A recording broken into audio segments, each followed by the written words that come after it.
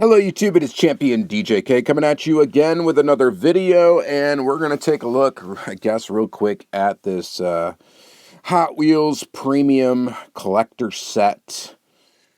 This one, I don't know, man. Starting to question myself why I buy these things, because they're kind of expensive. I mean, $30 basically for... essentially, in this particular one, usually it's 3 premium Hot Wheels and one of the trucks, like Team Transport style, is typically what these are. Sometimes they're not. Sometimes it's 4 cars. Yada yada yada. Yeah, I don't know. This one's got a boat in it. I don't really care about the truck. I don't really care about, meaning that truck.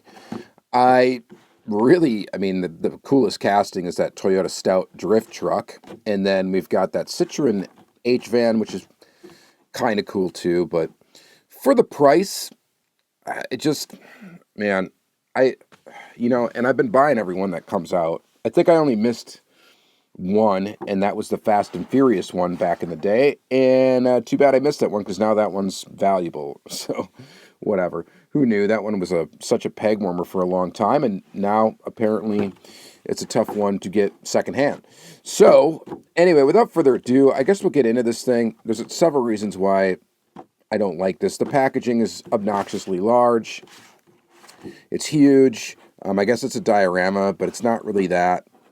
I mean, I guess it's kind of cool. It kind of looks like a scene there. But obviously, I open everything. So, just cut that tape right there. Not like it's going to ever go back, so we'll just rip this out. Check that out. For the price, it's just $30. Like, I could buy almost 3 mini GTs for that. Pretty close to it. Maybe I'd have to spend a little bit more. Maybe like $4 more, something like that, but I could get those. I mean, there's several other things. If you're stretching your Diecast dollar, which if I was really stretching my Diecast dollar, meaning I didn't make any funds off of this YouTube channel to go ahead and purchase stuff like this, this would be one that I don't think I would buy. In fact, I am like almost positive I wouldn't purchase it. Unless I was like absolutely completionist. I don't even know why I'm taking the packaging apart like this. It's really unnecessary, but there's just a lot of packaging for this. And it's really not, I mean, they got these clamshells over the top of the cars. This truck is cool. So, I don't know. Let's try to free everything from the inside of this. So this is just, they're rubber banded, which is annoying. These make a mess. And then the whole bottom is like covered in tape. So I think the easiest way to do this is actually I usually try to cut the rubber bands. We got this like plastic tabs in here. And typically what I'll do is try to cut these rubber bands. And this razor is not sharp, as you can probably tell. Come on, cut, you bastard. There we go. Whatever. I got it out. So half of this video is just going to be me struggling with the irritating packaging. I hate these rubber bands. Absolutely hate them. That one came off pretty quick. We'll look at the car, or truck, rather, in a second. We need to get this one off. I think I should be able to do this. Peel that back, and then take this. Maybe not. Oh, we got this going on too. Probably gonna cut myself in one of these videos too, on accident. Wait, is this one not held down by what is going on with this one?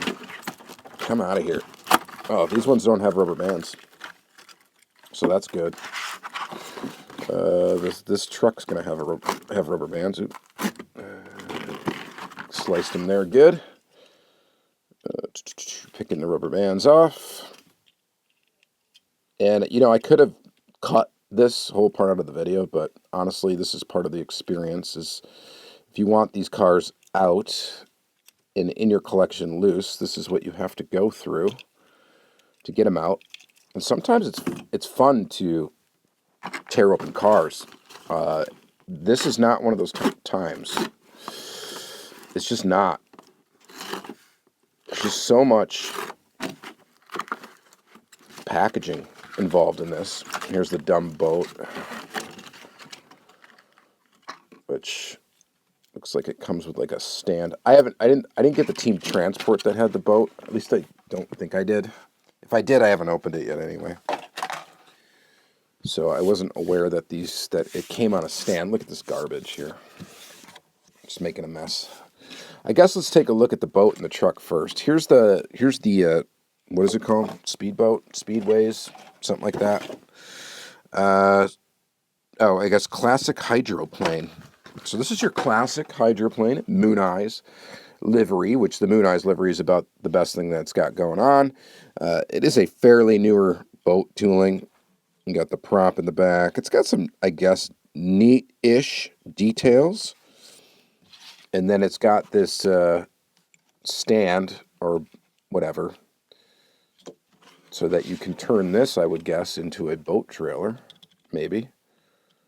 And yeah, it's kind of engineered kind of cool. So here's the truck, and I'll show you what I mean by that in a second. Here's the truck. Speedways has been around, I think, for a little while, 2020. I don't think, the bed does not articulate on this one. I mean, it's a nice looking, kind of vintage looking flatbed tow truck. So what happens is this piece actually, it doesn't like lock in or anything, but it does fit these two, where you see these two grooves right here, that fits on the little hump right there. And then the other one fits behind it. So it does kind of sit on there and stay still. So you can kind of like drive it around. And then the boat, it's got the little slot for the prop to sit in. And then it kind of sits in like this. So if we put this up here, line it up right, you can, drive it around without it really, it's going to fall off if you move it too quickly, but like that. Just launching the boat in the water. So, yeah, I guess this isn't my cup of tea here, but we had to get it because I wanted the truck, which is kind of silly. Whatever. It'll probably show up in a Target 2-pack at some point, and then I'd be able to get it then. But, yeah, we had to spend $30 on stuff we really didn't want. Here's the other one. I mean, this is kind of cool. Race service. That's pretty awesome. The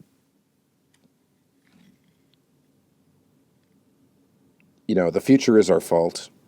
The future is our fault. The future is our fault. Yes, we are responsible for the future. Look at this bug-looking thing. Bug eyes.